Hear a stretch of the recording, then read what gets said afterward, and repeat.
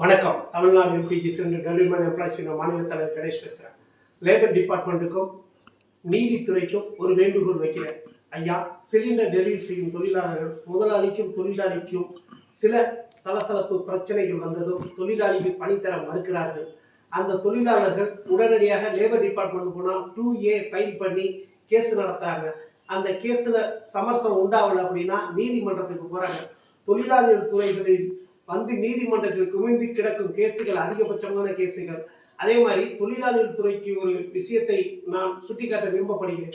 ஏசிஎல்ஓ, டிசிஎல்ஓ, LO ஆபீசரோ case நடத்தினா ஒரு 3 ஈரங்கி பாருங்க, இல்லை 4வது ஈரங்கி அந்த தொழிலாளிக்கு முதலாளிக்கும் தொழிலாளிக்கும் பிரச்சனைகள் வரும் மாத சம்பளத்தை 60லிருந்து 75% ஊதியம் கொடுக்க வேண்டும்.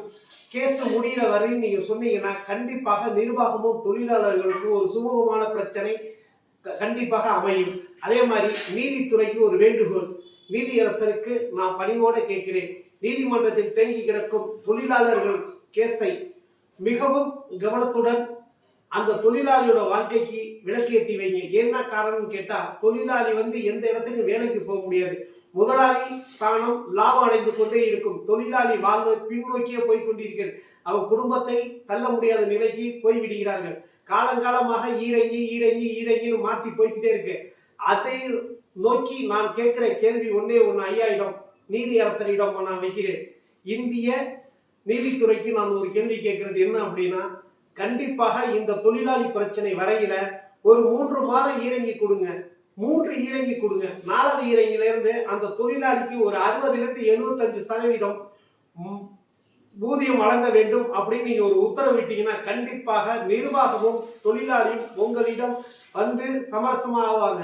நான் தயவு செய்து கேட்கிறேன், தொழிலாளியோட வாழ்க்கையை இந்திய அரசாங்கம் கொஞ்சம் முன்னிறுத்தி இந்திய துறை நீதித்துறை முன்வர வேண்டும். லேபர் டிபார்ட்மெண்ட்டும் அதே போல ஏசிஎல், டிசிஎல் மிக விரைவில் கேசுகளை முடித்து தொழிலாளர்களோட வாழ்க்கையை அனைத்து பிரைவேட் தொழிலாளர்களுக்கு தான் நான் சிலிண்டர் டெலிவரி செய்யும் தொழிலாளர்களுக்காக நான் சொல்லவில்லை.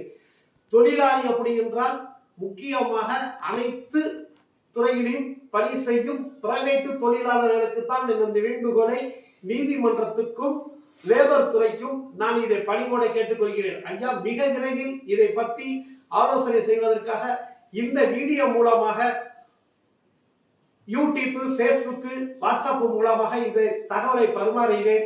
ஐயா அவர்கள் இதை பார்த்து மிக விரைவில் தொழிலாளர்களோட வாழ்க்கையை முன்னேற்றுவதற்கு முன்வருவீர்கள் என்று நான் மிக பணிவுடன் கேட்டுக்கொள்கிறேன். நன்றி, வணக்கம். நீதித்துறைக்கும் லேபர் டிபார்ட்மெண்ட்டிற்கும் தொழிலாளர் துறைக்கும் நன்றி, வணக்கம்.